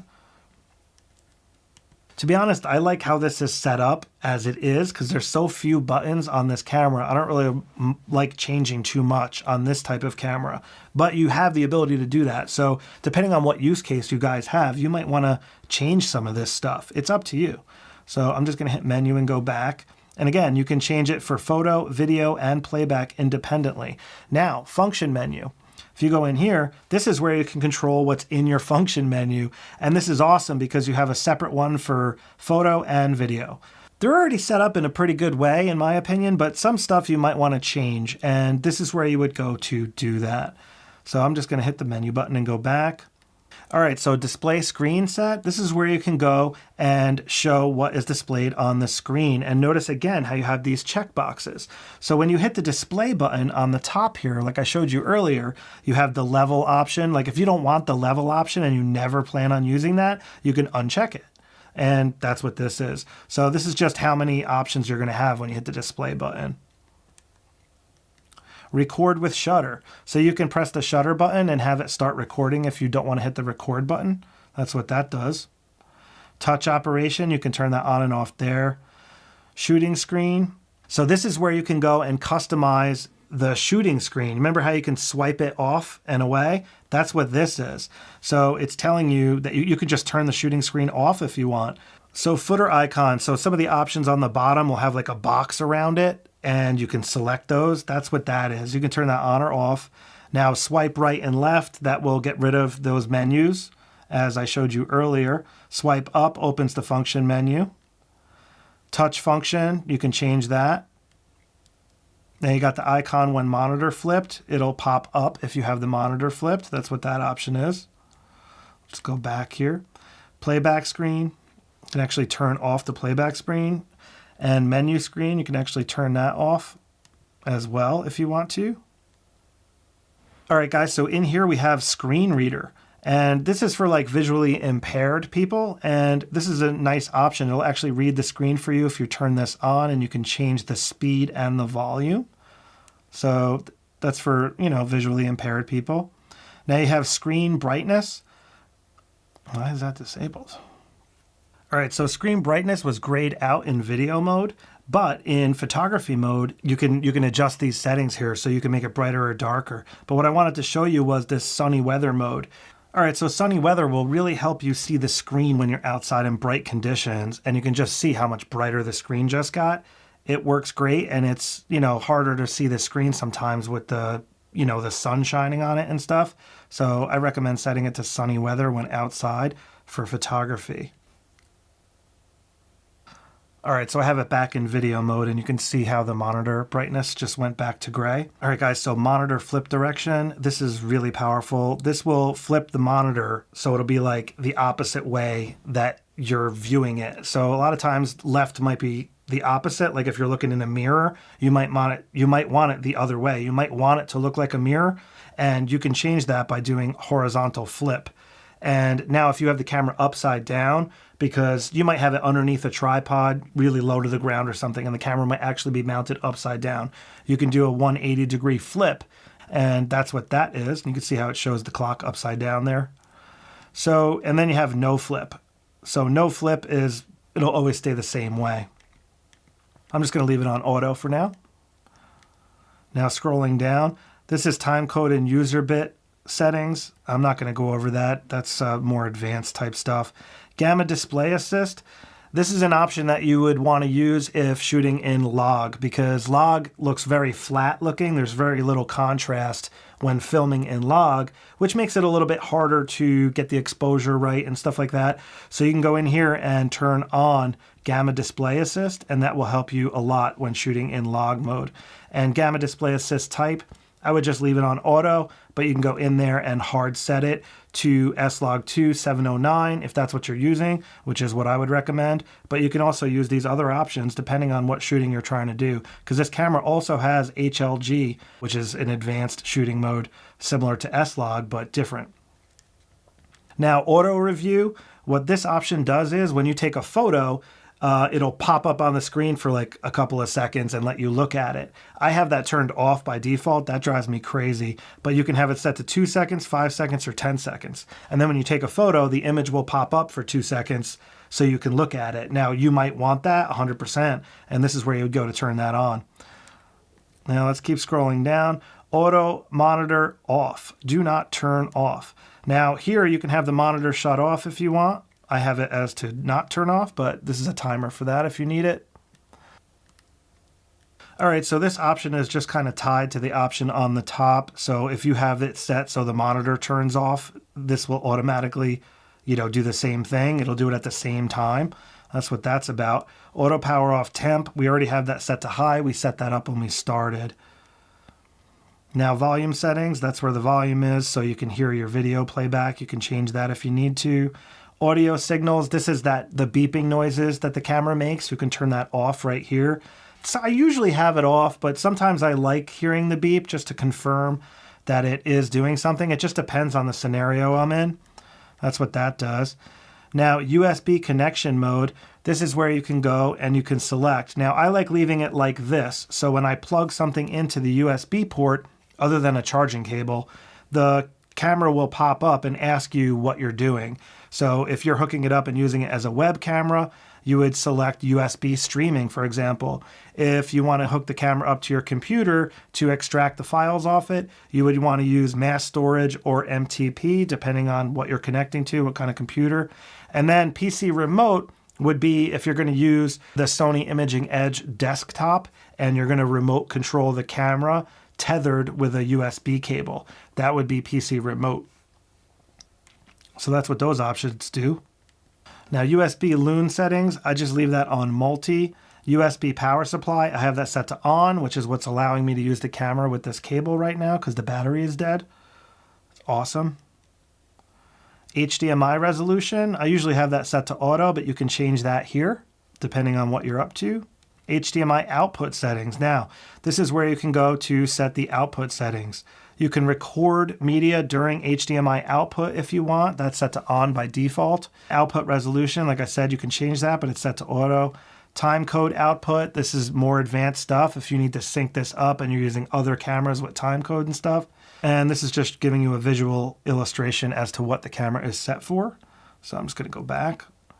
Now, HDMI info display. When you have this set to on, if you have an HDMI cable hooked up to the camera and it's plugged into like a monitor and you have this set to on, the screen will go black when you start recording. So the LCD screen on the camera will black out. And that's because this is turned on. And the reason is all that data, like all the other information that's on the screen is being transferred over the HDMI cable, so it won't be able to show the screen. I don't know why Sony does that, but that's how they have it set. So I would recommend turning this off, and that will allow the screen to stay on so you can see all those important settings and also output to a monitor. Now the monitor won't show you anything. It's just a clean output at that point. So you'll just see like whatever the image is capturing, not any of the other data. You know what I mean? You won't see like the countdown timers, the volume, all that other stuff. It'll just be like what the output is. That's what I recommend having it set for. Control for HDMI, I just have that set to on. Record lamp, that's the tally light on the front of the camera I showed you earlier. And then if you don't want that to light up, like if you don't want people to know that you're recording them because of that obnoxious red light, turn that off. Now version, this is where the firmware version is and stuff. And you can see this is set to 1.0. And guys, that's it. We just went through the entire menu system. Now let me just show you how to add an item to my menu really quick. So if we go into my menu, let's click add item. Now what I want to add is format. I want to format the memory card quickly. So I'm going to go to media, go to format, select that, menu 1, add to this location. So now it says added. So now if I go back just by hitting menu, close, go to menu again, just go over to the left. All right, so now you can see I'm on the My Menu area, and you can see My Menu 1, now Format is in there. You see that? So now you can just go over to the right, and you can get to Format. So you don't have to go and find where Format is deep into the menu.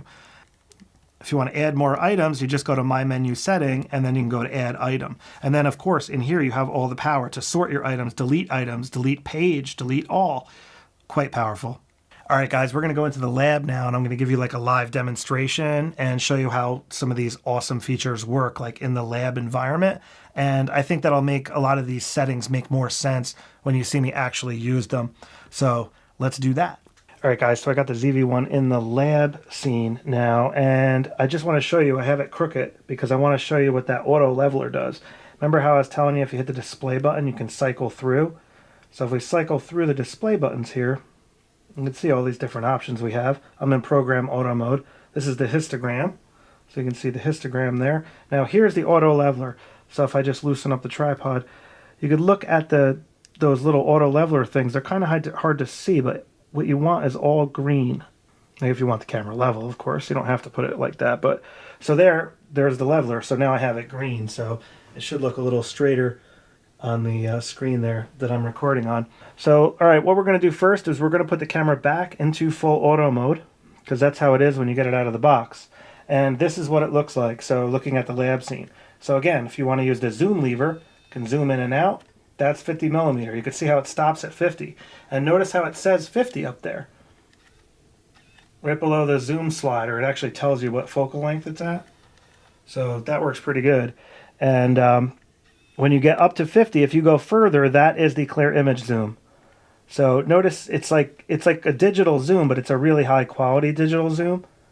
All right, so again, if you hit record, now the camera is recording. And if you zoom in and out, you can see it zooms nice and smooth. Like so. And now if you want to focus on something, you can just touch. So if I touch in back, it's going to focus on the back. And how long it takes for the focus to transition from the front to the back is that focus transition speed I was showing you earlier. So let me just click on the dollar bill there, and now the focus will go back to the dollar bill. And again, you can change the audio setting, you can change the way it looks. So again, if I clicked on this creative option, I can, while recording, I can change the brightness. See how I just changed the brightness of the scene? And I'm actually recording right now while I'm doing it. And if you just want it to go back to auto, you could just hit this button here, and it'll go back to the middle. You could also change the color temperature, remember, if you want to make it warmer or cooler. So you can see that just warmed it up quite a bit. Looks more like a sunset or something. And then now this looks more like, you know, cold. Again, auto will put it back in the center. All right, so I'm just going to get out of there, stop recording. And now that it stopped recording, I can go in here, and now I can change the different creative looks. It wouldn't let me do the creative looks while I was recording, but you can go in here and I'll show you what they look like. That's standard. That one is portrait, neutral, vivid, vivid 2, I guess, and a couple more here. I'd have to look up to see what these mean. I don't actually know what they mean off the top of my head. But there's all these different looks.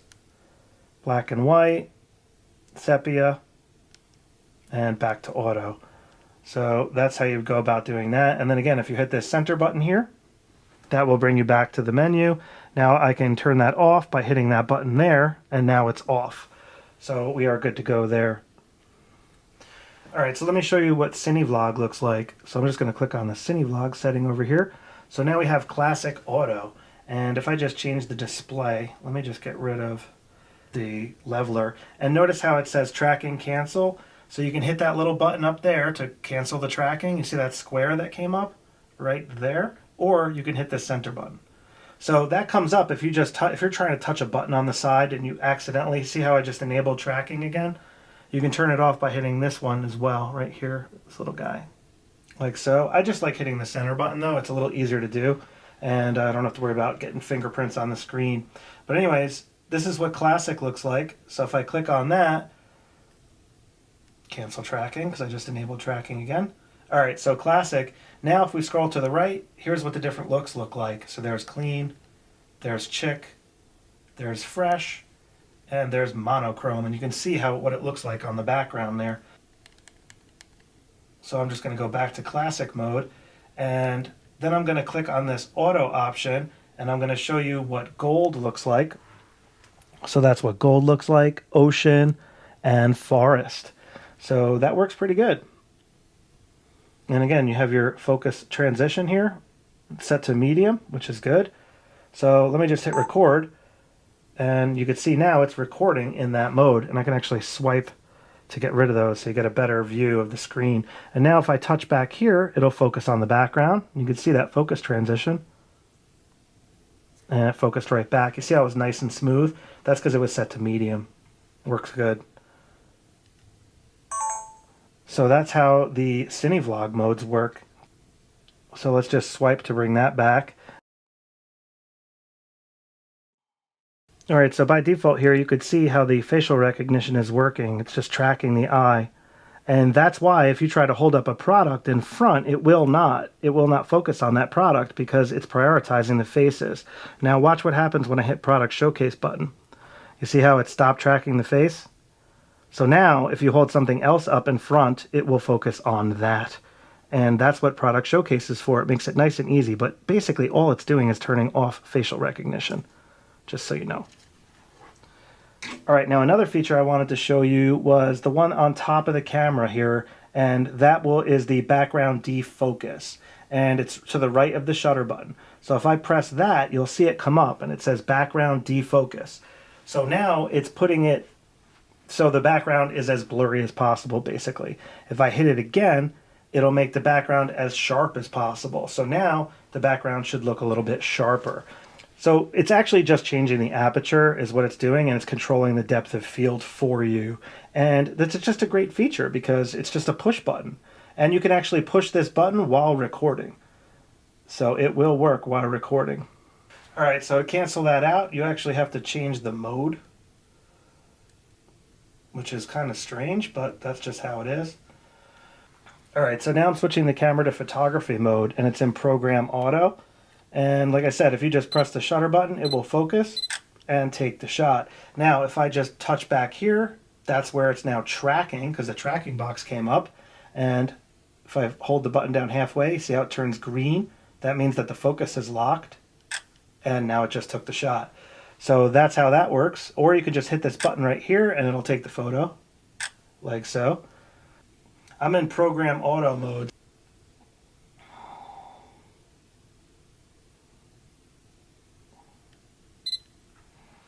All right, so I have the camera in intelligent auto mode right now in photography mode. So let me just change the drive modes to continuous here to show you how that works. So here's high speed continuous. Hear that? 24 frames per second. It's incredible, right? That's how that works. So that's drive mode. So let me just change that. Turn that off of drive mode. We'll set it to self-timer. Show you how that works really quick. Self-timer's pretty self-explanatory, but that's how self-timer works. Let's turn self-timer off. Put it back to single shot. Now, if I go into the function menu here, I just want to show you this option here, the tracking. So let's go to right here, touch shutter. This is the feature I wanted to show you we mentioned earlier. Now if I just touch around, it'll just focus and take the shot. That's pretty cool. I like this feature a lot, and that's how touch shutter works. And you can get to that in the function menu by default. And then of course you have autofocus by touch. So depending on where you touch, it'll adjust the autofocus. You see, I touched where that light was and it automatically dimmed. Now if I touch over here, it's just adjusting it. Or you could just use this slider and move it around. So that's how that feature works. Or you could just turn it off altogether. So I'm just going to put it back to, I'm going to put it on touch focus for now instead of touch track. So touch focus will just basically decide where the camera's going to focus. So you touch around, it'll move the focus point, but it won't focus until you actually press the shutter speed. So it's just moving the focus point where you want it. This is great if you want to focus on something in particular, like that, as opposed to using tracking. So sometimes you might want just focus, other times you might want to track. And you can cancel it by hitting that little box there, you see the little box, or you can hit the center button here, just like tracking. It cancels the same way. Now if we go into function, I'm just going to put it back to tracking. So that's how that works. Alright, so now I'm going to switch the camera into a different mode. So I'm going to change this off intelligent and I'm going to put it on program auto mode. So now we have more power, there's more options. Alright guys, so I want to show you how to use manual focus now in case you want to do that. So If you hit the function button here, right here, you can go to AFA. That's the focus mode. If you go down and choose manual focus, now we're in manual focus. But what's weird about this camera is there's no manual focus on the lens. So what you have to do is you have to go into the menu and you got to go here to set focus. Now you can assign this to a custom button if you want, which I showed you earlier in the customization option. So you can pick a spot and assign this if you're a manual focus user to a custom button, and that'll make it easier to get to. Or you can add it to your My Menu area so it's a little easier to get to. But anyways, this is where it is in the menu. So it's in AFMF and so forth. So in here it brings up this screen, and if you turn the dial, it will adjust the focus. And that's how it works. So you could move it around like so, and now turn the dial to dial it in. So you can see here I'm dialing it in right around there. If you hit the center button, it'll change the magnify, or it'll exit out in this case. So you can just go back in there and double check it.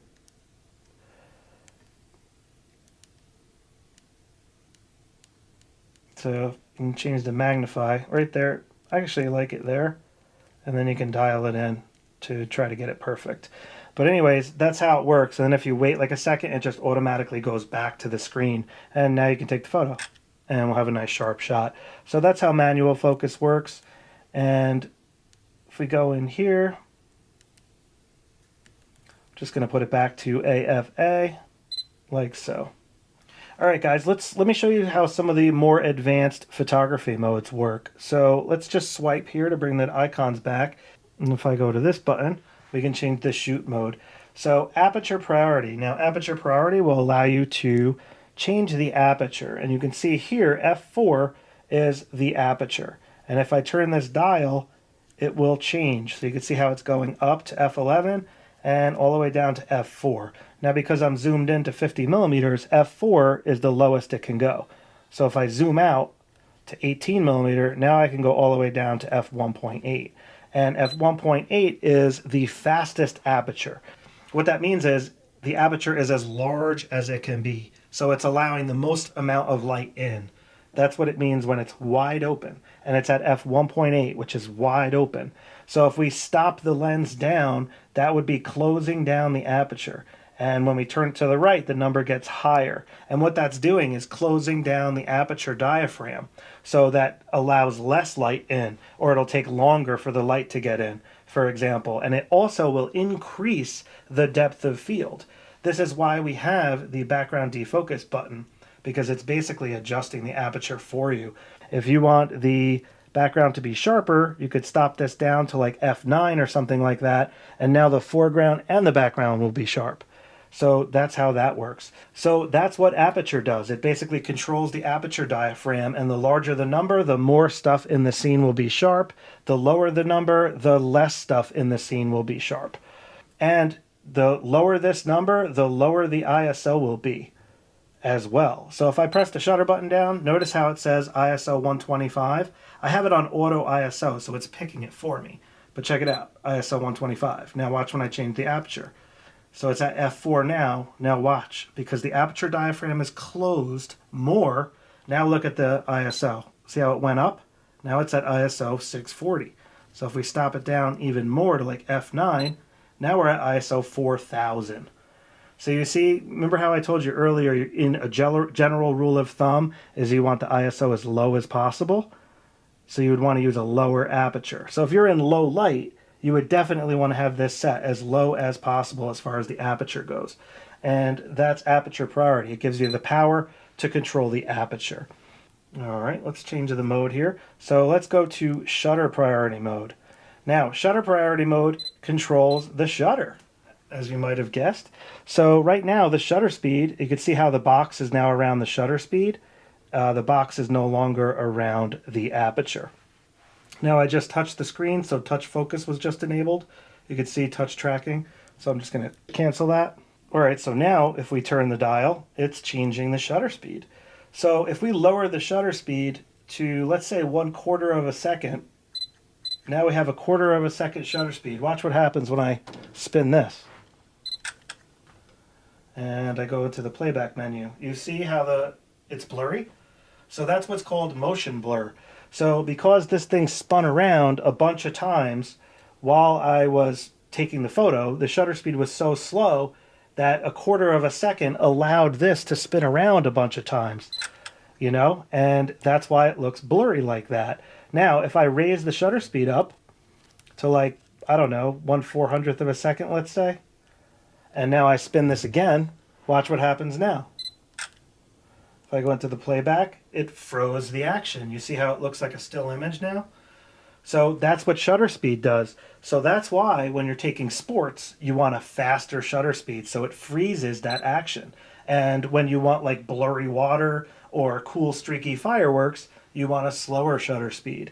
And that's what shutter priority mode is for. It allows you to just dial in the shutter speed to your liking.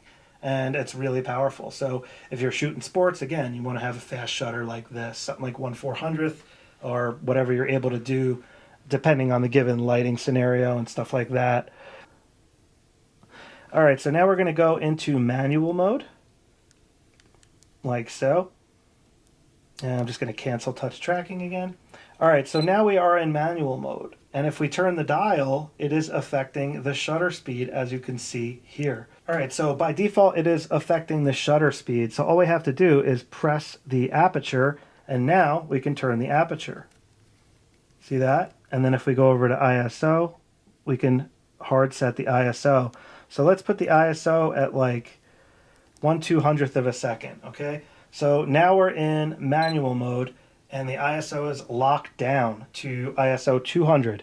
So if we look at the scene, it definitely looks too dark. So if we turn the dial, we can lower the shutter speed, which will allow more time for the light to come in. And notice now the exposure is looking more correct.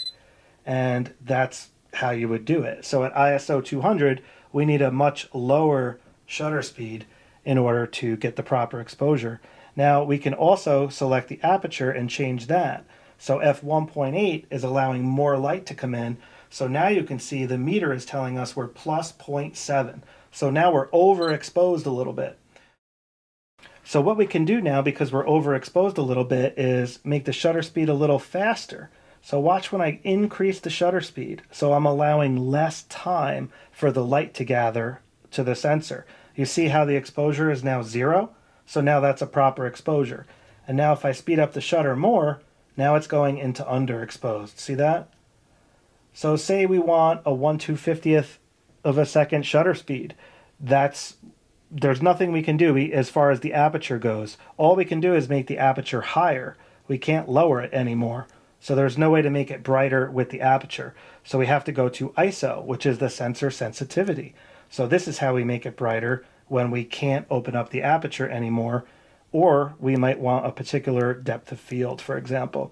So it looks like we got to go all the way to ISO 100, and now you can see the meter is at 0. So that is a proper exposure. So this is using the exposure triangle, right? The exposure triangle is shutter speed, aperture, and ISO are the 3 sides of the triangle. And they all work together to get a proper exposure. But you can only do so much with the aperture, and you can only do so much with the ISO. So that's pretty much how that works. All right, so let me put the camera back into video mode here. And then if we go into the different modes for video, we can go into manual mode. And now we are in manual mode for video. So I can just start recording, and if I start turning dials, it's actually changing the shutter speed by default, as you can see there. So I'm recording in 24p, so I'm going to want a 1/50th of a second shutter speed. So I'm going to have to lower the ISO. You can see it's way overexposed. So if I lower the ISO, and just watch the meter, right about there is 0, right? So it looks like ISO 250. But check this out. I can just go to auto and it'll figure that out. So you can have ISO set to auto in manual mode, which is quite helpful. Now, again, same thing. You just got to touch if you want to change it. So I can touch the f1.8, and that will allow me to change the aperture. I can actually do this while it's recording, which is amazing. So I'm just going to stop recording, like so. All right, guys, I really hope this guide gets you up and running and gets you utilizing the power of this awesome new camera that you just got. And if you have any questions, please feel free to ask in the comments section below. I'll also have links to all the videos that I mentioned in this tutorial below in the description area. So if you found this video helpful, if you can give me a thumbs up, I'd appreciate it. Please consider subscribing if you want to see more videos like this in the future. And I look forward to reading your comments. All right, I will catch up with you guys next time. Please have a great day. Take care.